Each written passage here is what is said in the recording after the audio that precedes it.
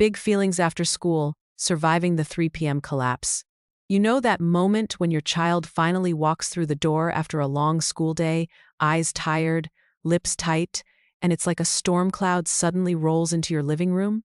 They might snap at you, sob over something tiny, throw backpacks, maybe even lose it over a broken cracker.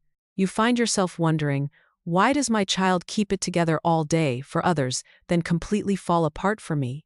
Does this mean you've done something wrong? I want you to know it's not a reflection of your parenting, or a sign that your child is dramatic or too sensitive. It's actually a normal, deeply human part of childhood and, believe it or not, a sign of their trust in you.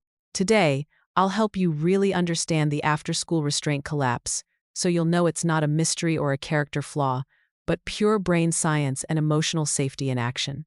You'll walk away with a practical, heart-centered ritual that can make those post-school hours gentler for everyone in your home. Imagine hitting that after-school window and actually feeling more connected, not less, with your child at the end of the day. If this already sounds familiar or is giving you a "thank goodness it's not just my kid" moment, take a second to like this video, hit subscribe to Calm Roots Parenting, and let me know in the comments how old your child is and what your afternoons are usually like. Your story can help other parents feel less alone, too. So, what exactly is happening at 3 p.m. or whenever your child gets home? It's not just about being hungry or tired, although both play a role. During the school day, children put enormous effort into keeping it together, listening to directions, sitting still, holding in worries, waiting their turn, behaving properly, and sometimes masking their true feelings to meet school expectations. This hidden effort is called restraint, and it burns energy, not just physical, but emotional energy. All day, your child is using their little self-control battery. By the time they're home, that battery is running on empty. Here's the critical part. Home is where they feel safest to let those feelings spill out. You are their anchor, the person with whom they can show their real feelings, ugly and beautiful, because they trust you won't reject them. That after-school meltdown doesn't mean you're failing. It means you're their safe place. But, yes, it's incredibly hard when you're the one facing the volcano, especially if you're tired, juggling jobs, or there are other siblings in the mix. I see you. We sometimes forget that kids aren't mini adults. Their nervous systems are still learning how to process big feelings, especially after a day stacked high with school rules and expectations. In those first minutes at home, what your child needs most is not correction or questioning. It's reconnection and nervous system repair. You, as the parent, are literally helping their brain reset for the evening.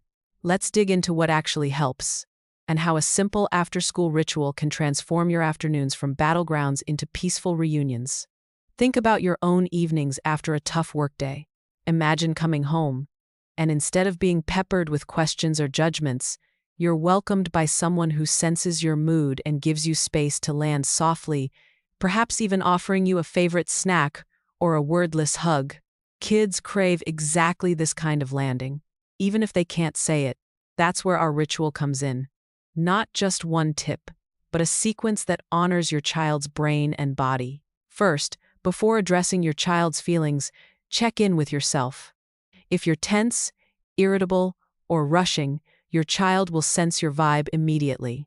It's okay to take 3 slow breaths at the door, tell yourself. This is their safe release, not a personal attack, and soften your shoulders. In these first moments, your calm helps build their calm.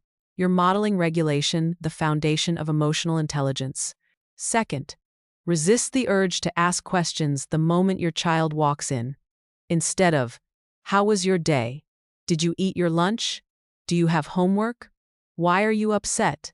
Remember, their thinking brain is offline while their feeling brain is flooded. Delay the inquisition. Greet them simply, "Hey, you're home. I'm glad to see you." Sometimes, not asking anything at all is the greatest gift. This lets their nervous system know, you're safe, you don't have to perform anymore. Now, create a quiet landing ritual. For some families, this means establishing a gentle, predictable sequence. You might have a soft place on the couch where your child knows they can flop down, or a favorite chair with a cozy blanket. You might offer a protein-rich snack, think slices of cheese, a banana, crackers, and nut butter, but deliver it wordlessly or with just a simple snack time. For some kids, a few minutes with a pet, some gentle music, or turning on a favorite lamp signals it's time to decompress. You're creating an environment where the body and brain can come out of fight or flight mode. Physical connection makes a big difference here. A snuggle under a blanket, a shoulder squeeze, even just sitting nearby. Some kids will want to be close. Others might not be able to handle touch right away. Respect their cues. During this window, sometimes just 5 or 10 minutes, sometimes longer, hold back on corrections or reminders. This is not the moment for "where's your lunchbox?" or "don't forget to do your reading." You can gently state, "We'll talk about the plan for the rest of the day in a little while." Take the pressure off everyone. As emotional heat starts to cool, you might say, "I noticed today seemed like a big day." That's enough. If your child wants to share, wonderful. If not, let silence work its magic. A child's nervous system needs time to process before words will come. Sometimes, they won't be ready to talk until bath time or even bedtime. That's okay. The goal isn't to extract details but to offer safety. If you're hearing yourself in this, or you've struggled through too many tense afternoons, pause here and drop a comment with your biggest after-school struggle. Or, if you've found even a tiny shift after trying a quieter landing, share what you did differently. Other parents need your wisdom just as much as you might need theirs. And if you haven't already, subscribe to Calm Roots Parenting, because the next video will go even deeper into calming chaotic family transitions. There will always be tough afternoons. Your child is a growing human, not a robot. The power isn't in avoiding every meltdown, but in how you support them and repair the bond after the storm. When you prioritize connection over correction, your child learns that home is a safe haven, and big feelings are not scary or bad, but something we handle together. In the long run, this builds resilience, self-awareness, and yes, actual emotional intelligence. These are gifts that last a lifetime. So, what does success look like?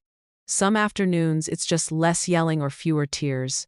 Over time, you might notice that your child seeks you out to snuggle, that their transitions get easier, or that their stories about school bubble up naturally later, without force. You start feeling less dread at pickup, more confidence that you get it, and maybe a gentler family rhythm starts to emerge.